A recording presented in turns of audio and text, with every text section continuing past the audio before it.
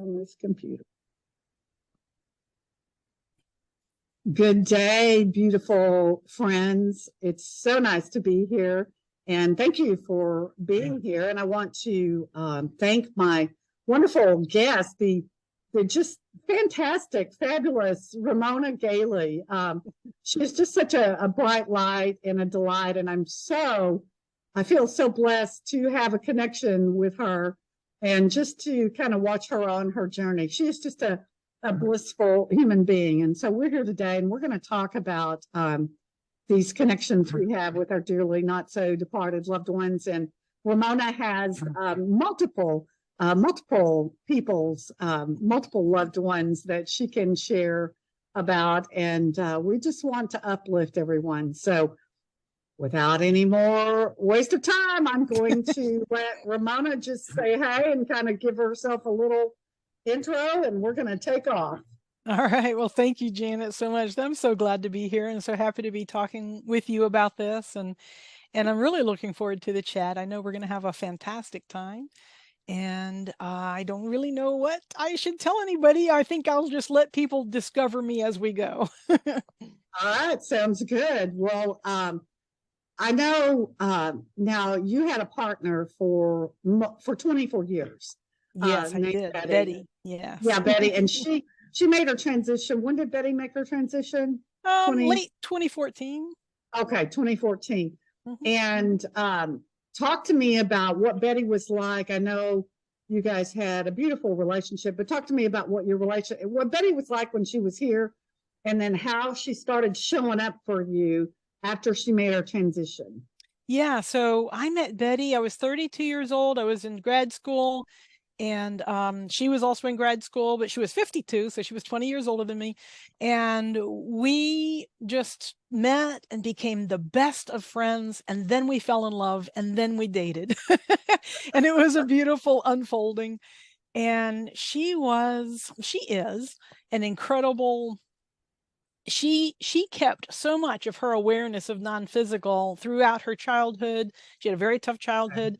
And somehow she held on to this knowing that I have to look, I'm used to saying I didn't have it, and she helped me with it, but I had it, but it was so far buried. It was buried under, everything that tends to bury it. And so I learned so much from her about unconditional love. And I was able to give her unconditional love in a way that she really craved. And so we had a glorious 24 years together. I would not trade it for anything. And then when she made her transition, I had no spiritual paradigm, none. Okay. I had no belief whatsoever. I had tried. I'd been to Quaker meetings. I'd been to Buddha things. I'd been to, all the different, Unity Church, even Unitarian Universalists, and I was seeking, and she was not seeking outside herself because she had it inside herself, and so she was no help. She's like, you're no help. So when she passed away, I thought my only source of unconditional love, had departed. It was gone forever. Right. And so I was going to follow her. I wasn't talking about it. I was composing the note in my mind. And I'm sorry, maybe trigger alert. Sorry for your clients, but your listeners. But yeah, I was going to follow her. And my best friend at the time who had come to stay, she had just left that morning, and I was walking around the house and composing the note in my mind. I hadn't actually gotten out the paper yet, but a couple of things I was going to do first, and I was crying, and the phone rang. And it was Betty's best friend, Lordella. And Lordella said, I just heard about Betty. I'm so sorry. And I was crying, and I don't even know what I was saying, but I was talking smack of some sort. And she said, wait, you have got to stop thinking like that right now. And I said, well, duh. Yeah, I agree, but I don't know how. I was 55 years old. I felt like I'd spent my entire life trying to figure out how to control my thoughts and how to feel better and how to, be okay with people and how to be okay with myself. And, I had all these questions and problems. And, so anyway, she said, well, have you ever heard of Abraham Hicks? And I said, no, that sounds like a disease. What is it? And so she tells me about Abraham Hicks and sends me tells me the names of two books. And both books were in my local library on the shelf. Now I have tested, for 5 years after this happened, I would every once in a while go on the library website and see if those books were available, and they're always checked out. That day they were both sitting on the shelf. And so I drove real quick up to the library and got those two books, both Esther Hicks books. And then, and she just happened to have a box of 50 CDs from the subscription that she'd been listening to for 25 years from Abraham Hicks. So she sent me this 2 years worth of CDs, which just happened to be the year before and the year after Jerry Hicks passed away. Okay. So I got to get to know Esther and Jerry and then watch her go through that whole thing. And I tell you what, I mean, I went through those 50 CDs probably, in a couple of weeks, and I just started immersing myself in this material. I could tell that this was what I'd been looking for, and it was the answer. It just resonated. And I would go and look at some other, so-called channels. Esther doesn't call herself a channel. Actually, neither do I. But I would go and look at other people that did similar things, and none of them felt the same. Esther's work just really resonated with me. And so poof, I got a spiritual paradigm just like that. And I said I would give myself a month. I was going to give myself 1 month to see how this panned out. And if it didn't, I was checking out. I was serious. Okay. And so at the end of the month, I said, you know what? I see the light at the end of the tunnel. I was still falling over, crying with grief, like really carrying on. Like I was really in the drama of the whole thing. And, but at the end of the month, I said, okay, I'm going to give myself a year. And then at the end of the year, I said, I think I got this, but just to be sure, I'm going to give myself 1 more year, like giving myself permission to still check out if I wanted to. And at the end of the second year, I said, I got this, no worries. But I was still, I was still feeling the grief, the loss, And when I finally spoke to Betty, which was probably about, I'm going to guess 3 or 4 months into this whole process. And there was a woman online who was teaching people how to speak to the dearly not so departed, as you call them. And so I took the class and I learned how to do it. And so then I talked to Betty, and she was like, well, if you would just stop carrying on, I'm right here, And it was so clear. It was just so clear. And while I was talking to her, by the way, I spoke to both parents who were transitioned. I spoke to my first girlfriend, Barbara, spoke to my best friend from California, Roberta, and we all just had a really great time, a really, really, really great time. And the whole message was lighten up, dearie, just let it go. We are here for you. We love you the same as we love you better now than we ever did before. Yeah. We're so much more capable of loving you. And there's just really no loss that has happened at all. No. And so, really the next several years was me just kind of incorporating that fact into my emotional fiber, into my mental fiber, into my essence, into my knowingness, because I knew it was true. But as soon as I got a little bit out of alignment, that knowledge would slip. And then I would get back into alignment, do whatever it takes to feel good and get back into alignment. And then there they were again. And so that's kind of the overview of that particular journey for me. Yeah. I love it. That is just so, so beautiful, Ramona. And you could have never imagined, like you and Betty were just flipping along, living your best life ever. And then it's time for her to make her transition, and she leaves, and you're distraught, and, you were doing the best you could, but you held yourself in a place of suffering for, you said, almost 2 years, probably. And then, obviously I'm so tickled that you, were guided to take that class and to, do what you needed to connect with your loved ones, but that's not necessary. But some people feel that they need that. But you connected with her, and, that this is not a big deal. There is no loss. We are right here. And I love that you connected with that whole bevy. The posse. The posse. Yeah, your non-physical posse. To me, this is a topic that just lights me up, and I love it. And if I can, connect with these dearly not so departed loved ones and have a conversation with them, get guidance on things. Why not? I trust them more than I trust anybody else on the planet, besides myself. Absolutely. And so it's just such a beautiful gift that we are given, but most people don't, many don't follow it, but it's okay. It's okay because we're here, we're talking about it now.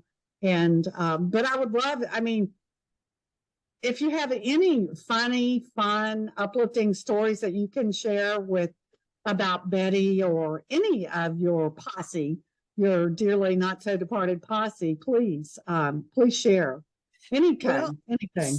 So, my entire life is so lighthearted now and so full of it's a fluid connection is the what I would say. So it's actually, I'm not sure how I would even separate out this interaction or this personality, because so much of my life is spent connecting to non-physical, which I perceive now as just me, so I don't, I'm not, so when I was looking for that connection, then it made sense to call that Betty or call that mom or dad. But so since they are such a part of me and I am such a part of them, and the non-physical is so present in my life with the work that I'm doing now and the play that I'm doing now and just my lifestyle, that everything's funny. Everything's funny. So I love it. Here's some exceptions. I'd almost be able to easier tell you what the exceptions are.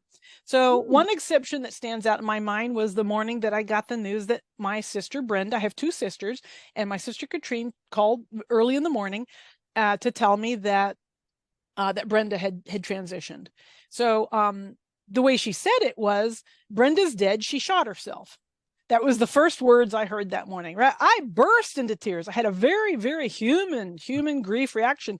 Oh my gosh, if only I had done more to help her. Why didn't I talk to her?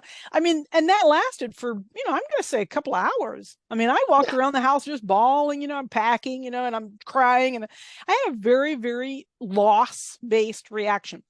And then I started to, kind of get myself under control and do all the, practices that I practice every day and teach and everything.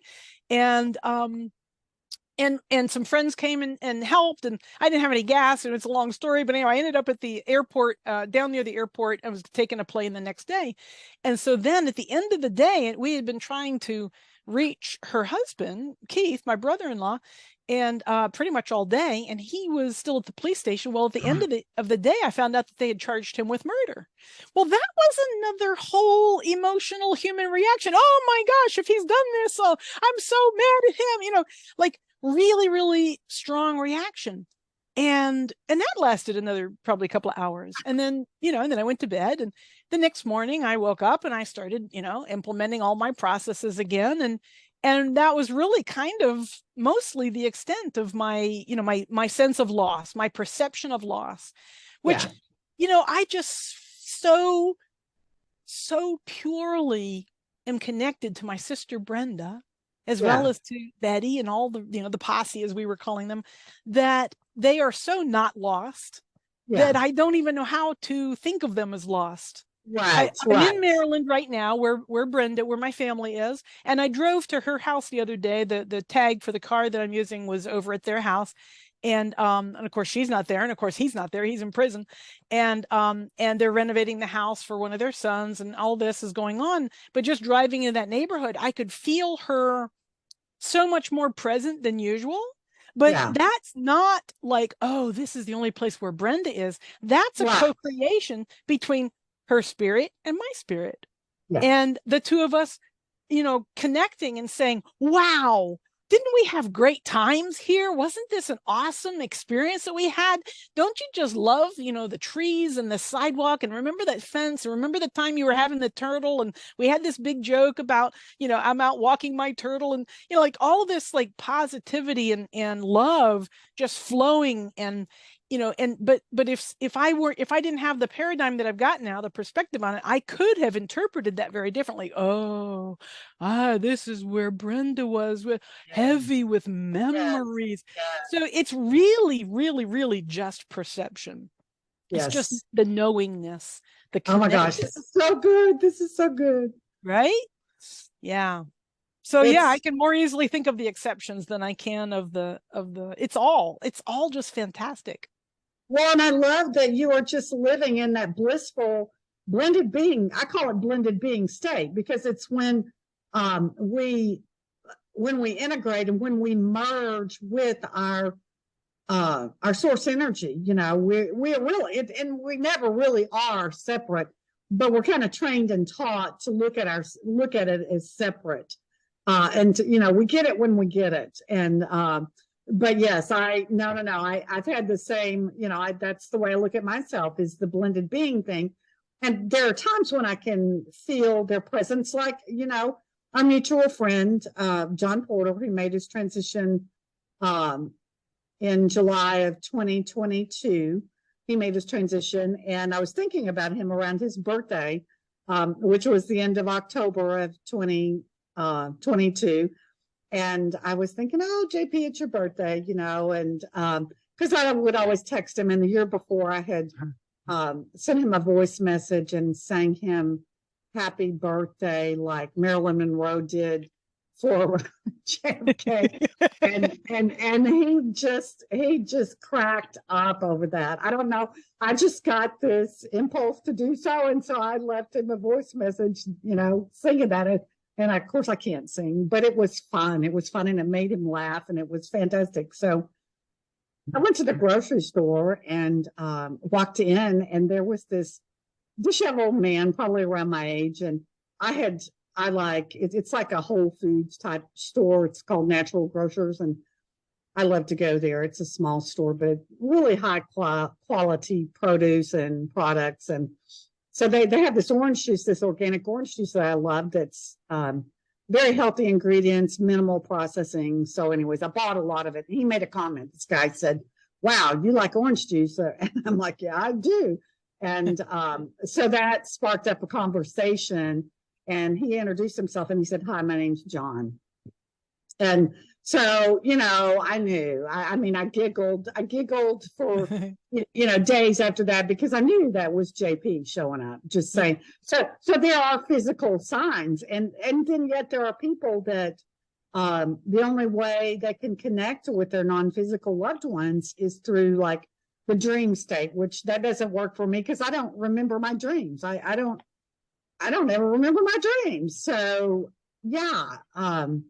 But I love these stories. Now, your brother-in-law is, you mentioned something briefly, that he's in prison. So obviously your sister didn't shoot herself.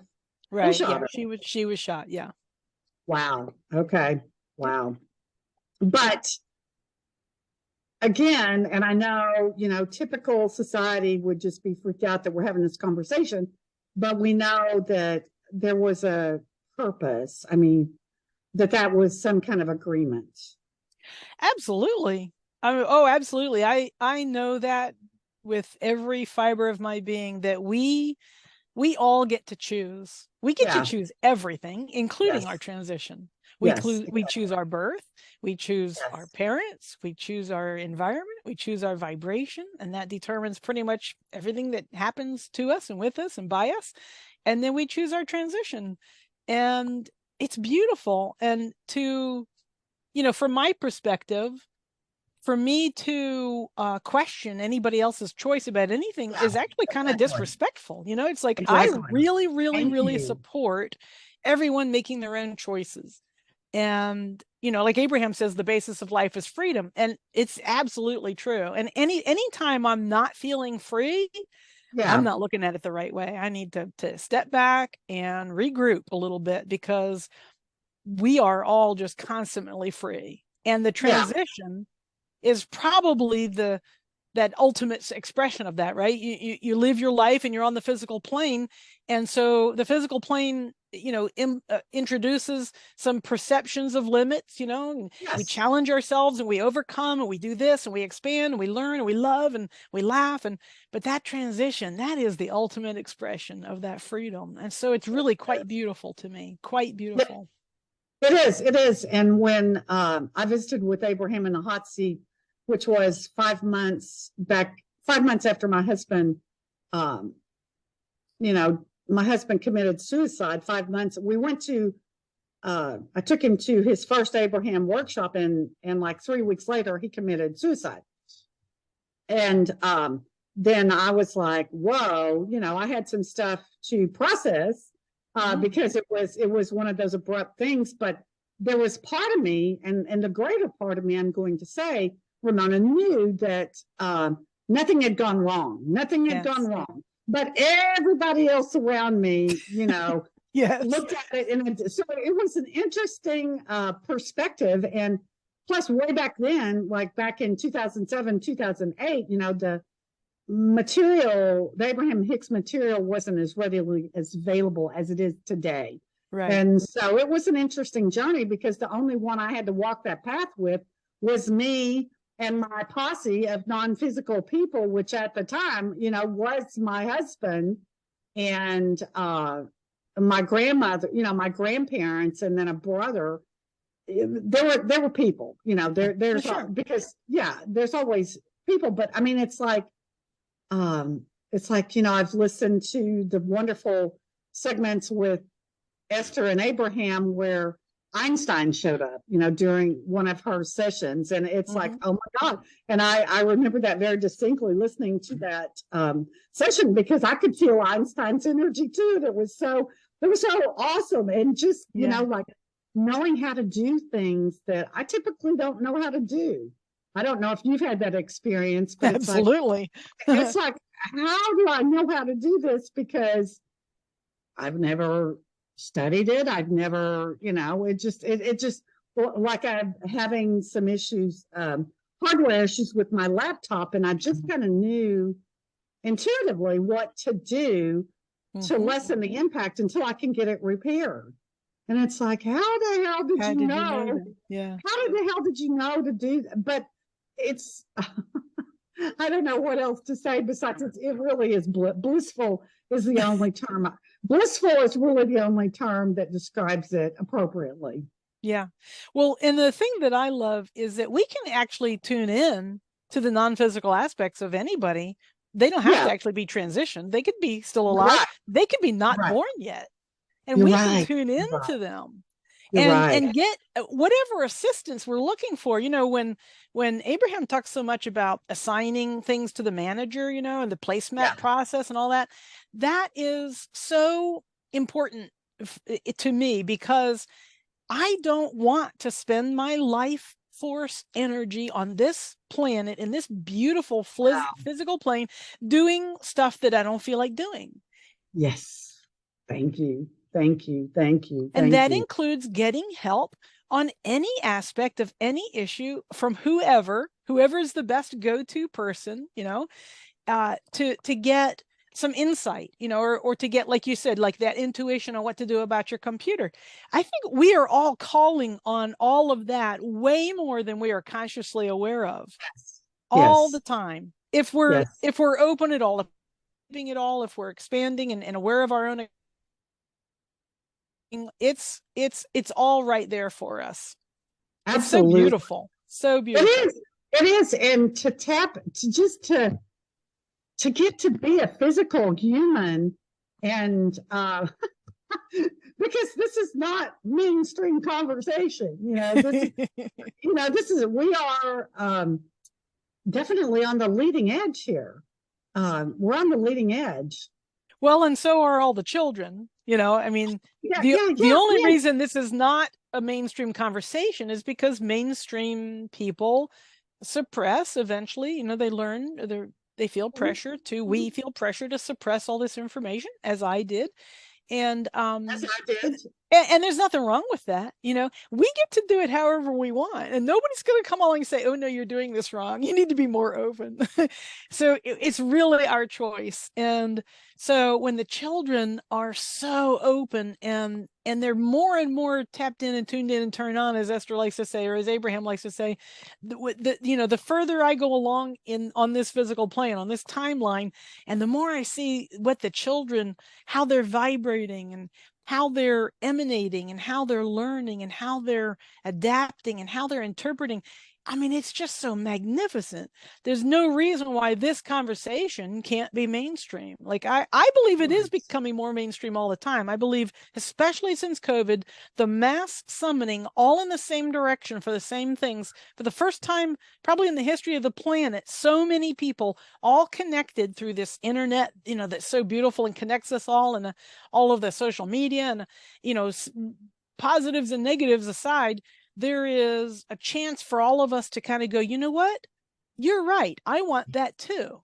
Oh, you want that too? Oh, you want that too. We all want this. We want more freedom. We want more love. We want more connection. We want more time with our families. We want. And when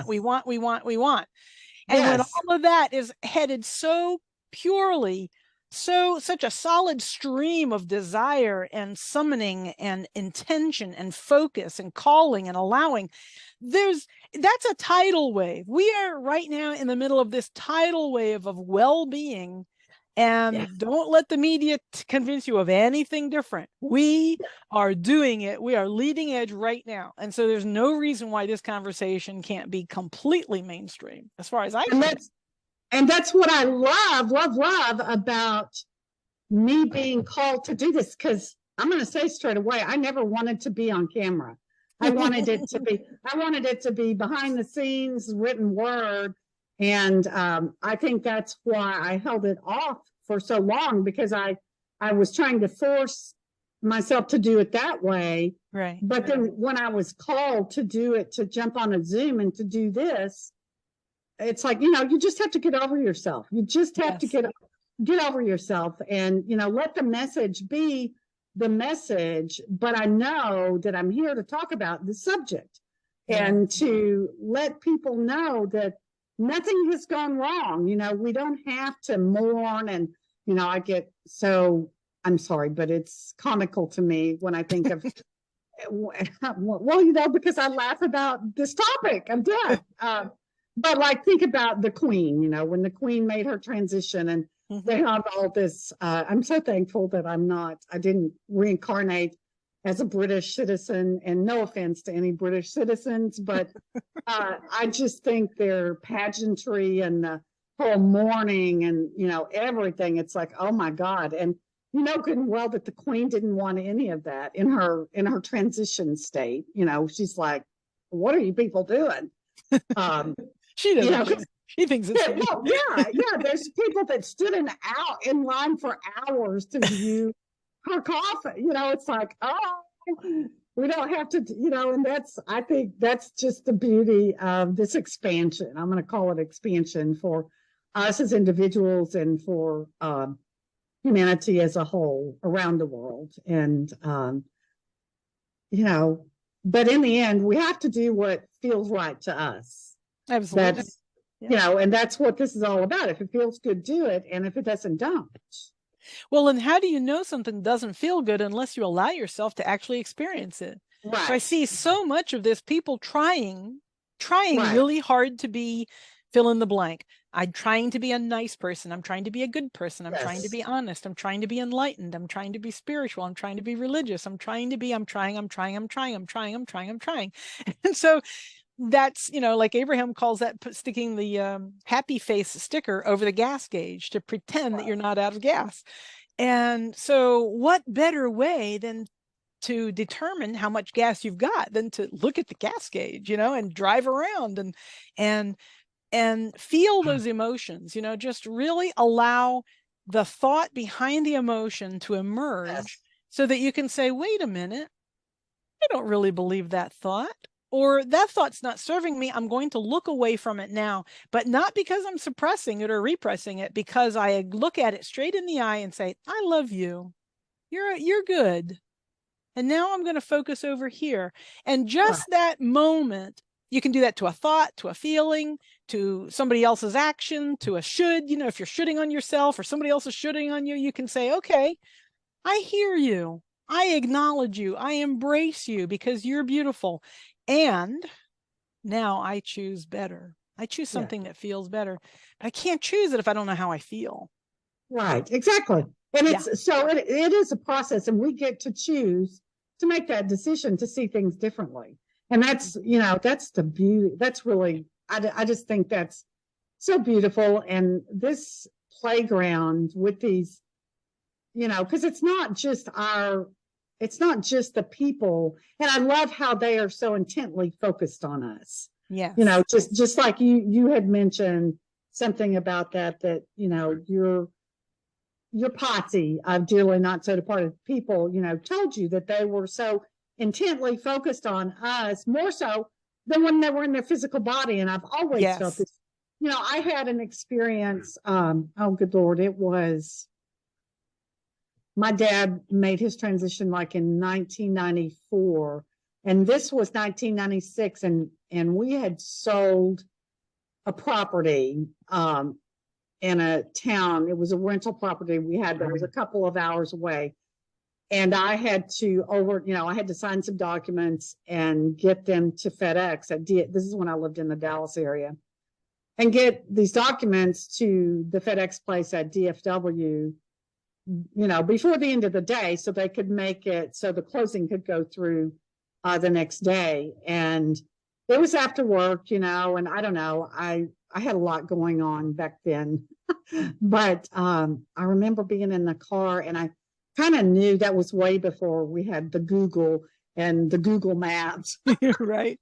And so I remember being so frustrated because, DFW is a huge airport, and I kind of sort of knew where it was, but for some reason I wasn't getting there. And I remember just asking for guidance. And I know it was my father and or my grandfathers that led me. The next thing I know, I see a FedEx truck drive by me. And so I'm like, well, there you go. And so I go right behind the FedEx truck, and boom, I was right at the FedEx facility at DFW Airport. So, but you have to also be aware and paying attention to these, because they will get our attention. It's like I have a Staples Easy Button. In fact, I went through a period here a couple of years ago where I sent a lot of people I knew the Easy Buttons because Esther had shared them with people on one of their events years ago, and I wasn't in on that. So when I moved to San Antonio, there's a Staples, and I went and got a bunch of Easy Buttons. In fact, I'd sent John Porter one, and because he was kind of a nomad and traveled all over, and they had one that was in international languages. And so I sent him the international Easy Button, but my Easy Button will just go off. It'll just say that was easy, or my or the burner. And I love those concrete signs, or the burner on my gas stove will just, it's just turned on for no reason. And I'm like, okay, hello, there's nothing to be afraid of here. There's nothing to fear. They're just being playful with us. Yeah, absolutely. I have my best friend, Mary. She has books fly off the shelf and fall open to a specific passage, different books, as many as 3 in one afternoon. 3 different books will fly off the shelf, and they'll all open to a page that says basically the same thing, even though they're 3 completely different books. When she's looking for an answer of some sort. And for me, especially after Betty died, and still sometimes to this day, she will blink lights at me. Yeah, I'll walk into a room and the lights will go off and on and off and on and off and on. There's nothing wrong. I've taken apart. I know a little bit of electricity, so I'll take apart the thing and just to be sure, put it all back together again. It's fine. And then it's just there's a certain flavor to it. There's a vibrational. It's when I'm having, I think, I've never actually thought about this before, but I think it's when I have like a mixed vibration, very high, and yet something's kind of mixed in there, like bothering me, right? Then blink, blink, blink. Well, and then the low just goes right up to the high. I'm like, oh, Thanks. Thanks for the reminder. It's just, it's like somebody, putting their elbow to you when you're at a party, and you're starting to go down the wrong path in a conversation, your best significant other, elbows you and you go, oh yeah, right. And you get back on track. That's a great example, Ramona. And that's what it feels like when it happens for me too. It's like if I'm being kind of wobbly and maybe I've got something that I'm chewing on in the background, which is really, it's never in the background, but because, our natural state of being is high vibration. And what, where we shoot ourselves in the foot, and I can speak for myself, is like when I start throwing on all this resistance on top of it, which lowers my vibration. But when I let go of that, it's just like Abraham Hicks talked about when I first started following them back in 2006, our cork rises to the top when we let go of the resistance, it just whoop, comes right back up. It floats. Yeah. Well, and the cool thing is when I think the mixed part is really important, because if you're all low vibration, you don't notice that stuff. You're not open to the signals, right? You're not noticing the multiple digit numbers or the flicking of the lights or whatever it is for you. For some people, it's finding pennies on the ground or whatever it is, or finding pennies where just a second ago there wasn't a penny. I know I have several people that do that, right? So whatever that is, you don't notice it if you're completely lower vibration. That mixed vibration, you have to have that high vibration in there in order to even notice. It doesn't change, but we do, right? So we're down here and we're here. And so they're like, hey, jump out of it, pop out of it. And, or just, we love you. That's maybe all their message is, hey, we love you. It's all good. Everything's going to work out.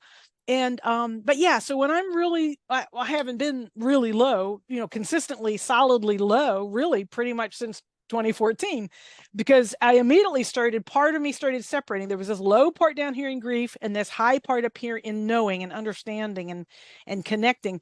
And then it was really just kind of a matter of letting this kind of fluctuate where it is and just bringing this higher and higher and higher and higher so that I almost never go into a super low vibration anymore.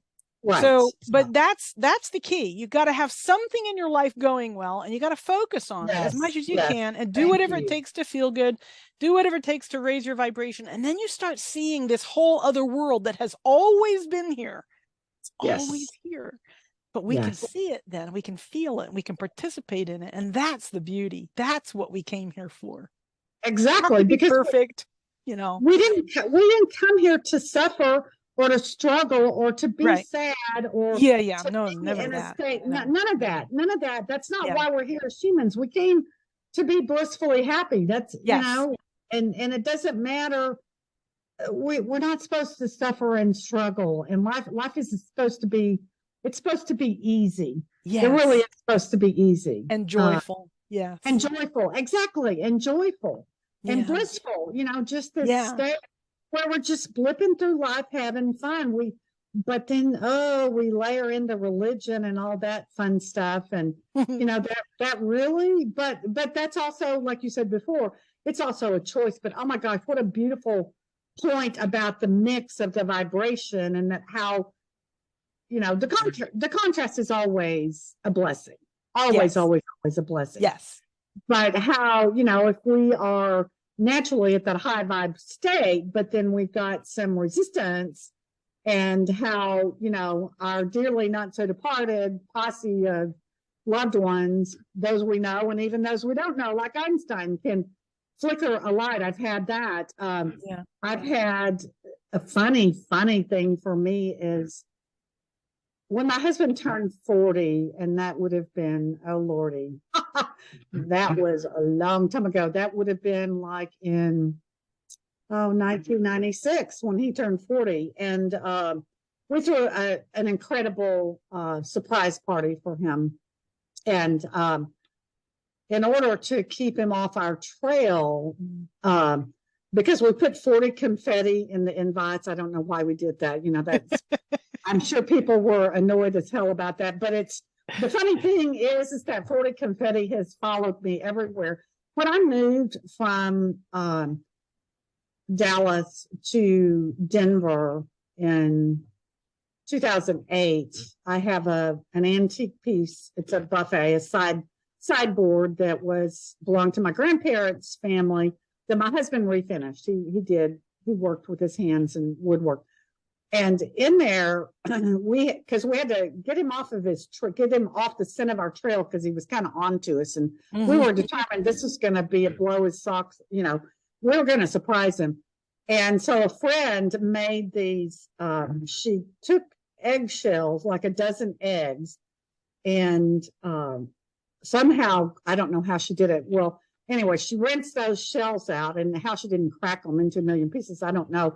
And then she filled it with 40 confetti, and she put tissue paper over the top. And so what we did with him, we were at an event together, and three or four of us grabbed those and hit him in the head with them, to crack this confetti.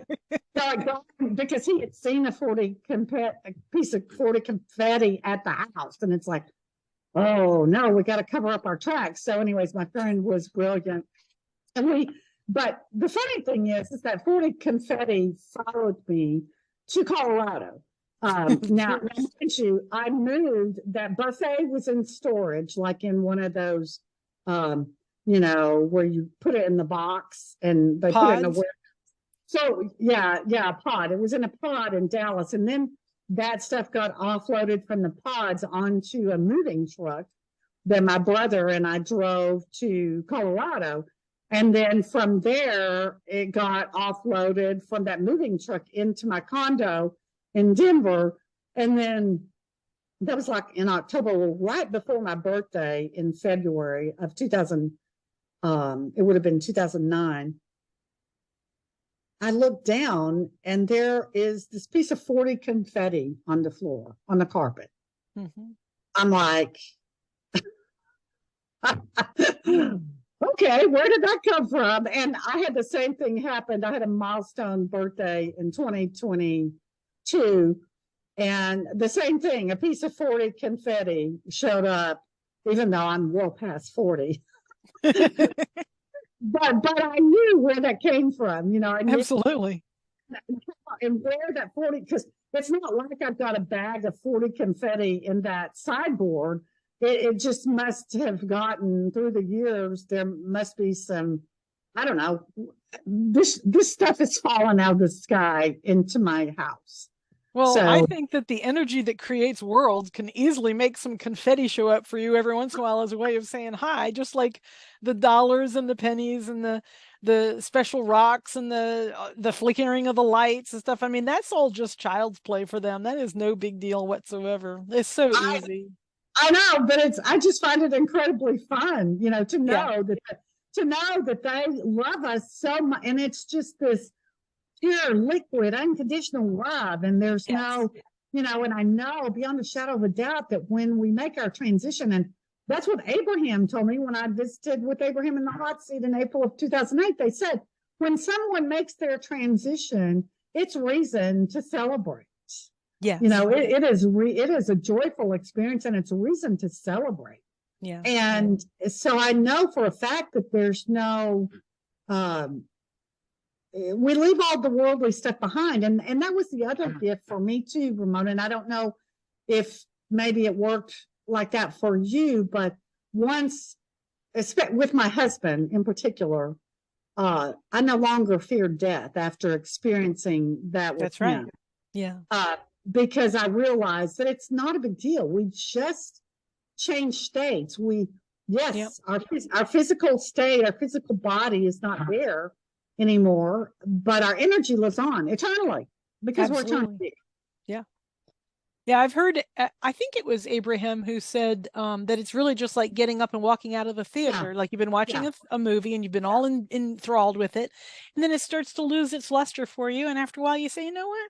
I've got better things to do. I've got something I'd rather do. And you get up and you walk out.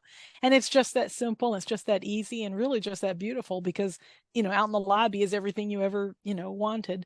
And so that movie keeps playing without you. Right. And no big deal. There's no loss. No loss. Right. And there's no reason to suffer. And it doesn't, that's the other thing. And it doesn't matter. That's the other thing Abraham told me in April of 2008, that it does not matter how they get there, whether it's suicide, it's, murder, or, it's disease, or a car. It doesn't matter. None of that all that's irrelevant. The only way that that matters to me here in my human form is that I know very clearly that I do not have to get sick in order to transition. I can transition when I'm ready. And I feel very, very far away from ready. It's not not at all like I was immediately, at the beginning of this particular journey.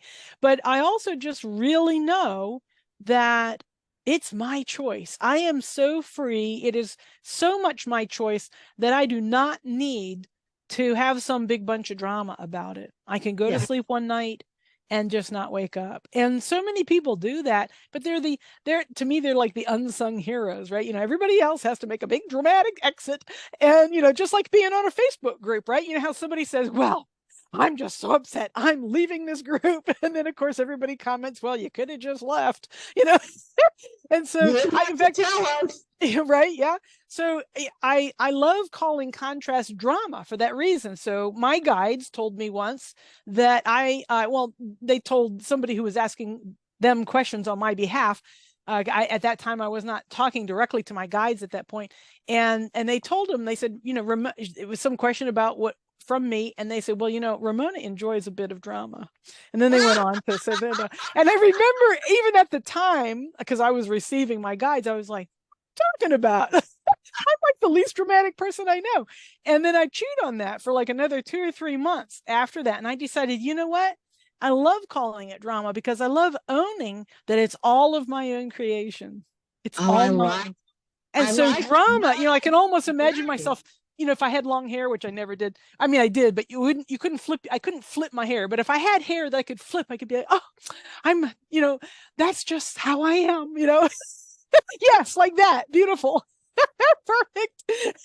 So my little drama queen, loves drama, loves expansion, loves challenges, loves adventure and excitement. That's what we came here for. So I just love knowing that when I acknowledge and own my own drama, then I can look at my life and say, you know what? I'm feeling like a little drama coming on. Do I want to have a car accident or do I want to start a new business? I have the choice. Where do I want to get my drama from? My expansion is imminent. It's inevitable. It's infinite. And so how do I want to experience it? That's my choice. And it's always my choice. And it always has been my choice. And it always will be my choice. And it's your choice and your choice and your choice. And that to me just changes the whole game. It's just a game now. It's a magnificent, miraculous, magical game that we are all playing here. Oh my God, that's so beautiful. And now let's get ready to wrap this up. But I do want, because I know, didn't you go skydiving after Betty's transition? Yes, I did. I went ziplining, spelunking, parasailing, skydiving. I did all kinds of really cool stuff, just in sheer celebration of life and establishing my new paradigm, which is, when your beloved dies in your arms, it's really hard to get upset about, whether I lost my movie, stub or a ticket, or whether I, stubbed my toe or even got COVID, or like nothing, like everything pales in comparison. Right. To that turning point. And so, I don't know. Anyway, you said you wanted to wrap up, and that's fine. I could go for hours. I'm loving this conversation. No, me too, because this is just a subject, and it brings me so much joy, and obviously it brings you a lot of joy, and it's just a state of existence where, like you say, Ramona, it changed from a human perspective. Again, before my husband's transition, there were people who had left my life because they transitioned, but it didn't have as big of an impact on, his was a big deal to me. It changed the way I looked at everything. Sure. And what I considered a big deal, did I insert some drama in there in that process? Oh, hell yes. I did. I inserted quite a lot of drama into that because I was just, you've been with somebody for 24 years. You've just been blipping along. This is what you do. Yeah. And then all of a sudden they're no longer, it's like, whoa, okay. What's, and then and that's what Abraham told me back in 2008 was that, he gave me the greatest gift I've ever been given. And that was the gift of the space and the time to know myself. Yes. Oh yeah. The greatest gift I ever received. Which Yeah. I never had before because I was so focused on him and on my daughter and on my family and, on all the stuff we are supposed to do, like the jobs and all of that. Right. Right. That's another thing that you and I have in common. We both got into the hot seat with Abraham 5 or 6 months after the transition of our partners. So I had the same thing. I've only been in the hot seat once, and it was life-changing. They gave me some information that I chewed on for the next 2 years, and it was really great. But there's something about being just broken wide open. That's the way I think of it. Like her death broke me wide open, and it sounds like it did had the same gift for you. From that broken wide open space, we are open, like literally open to truths that we couldn't see 10 seconds ago. Like from there, anything is possible. It's almost like in that state of chaos when you've let unwanted momentum die down. And you don't have a new momentum going yet towards wanted. You're in this state of chaos. In that state of chaos is so beautiful because you can go in any direction. Like the sky's the limit. I could go there. I could go there. I could do this. I could have that. I could do this. I could do that. Like all around, up and down, left, right, behind, front, anything. And I love that. And that's that broken, wide open gift. It's just phenomenal. No, broken, wide open. That's such a beautiful way to phrase it, Ramona. And a lot of people transition before their time, according to human standards, not old, not sick. A lot of people transition in order to bring that gift. Yeah, it's true. A lot. It's true. Well, and I know beyond a shadow of a doubt, for my husband, he was ready to go. He was ready to go. And I just feel like, that when he went to the Abraham Hicks seminar with me, that first one, that somehow gave him the confidence and the knowing and the whatever he needed to do what he needed to do for himself. Because even though I was in shock for quite some time, but I also instantly knew once all the commotion had died down, the coroner left, the police left and all that, I instantly knew. I was like, wow, I'm proud of you for doing what you needed to do for you, because how selfish of me would it be for me to demand that you stay here just to make me happy when you weren't really, when you were ready to go? Because it didn't have anything to do with me. It was exactly. That is beautiful, and that's perfect. So well said. Thank you. So thank you. Oh my gosh, this has just been the funnest ever conversation, Ramona.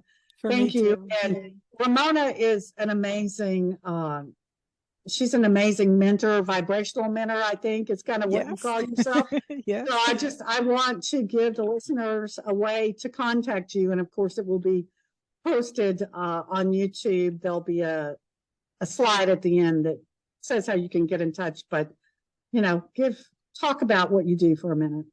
Well, my website is ramonagaley.com, and I receive similar to the way Esther does, except I don't do it in groups. I receive an infinite intelligence, and the name of my guides are Oprah, O-P-R-A, no H. And I work privately with people in 30 and 60-minute sessions mostly, and help everyone who comes really get more in touch with who they really are, how to release their own personal levels of resistance, how to release attachment especially, and just how to keep feeling better and better and better, how to focus on who they truly are and to allow that expansion, and to practice blissipline. I teach blissipline, basically. I love that. The commitment to focus only on that which feels good. And that is a game changer, an absolute game changer for everyone. So it is how we're meant to live. That's how we meant to live when we came.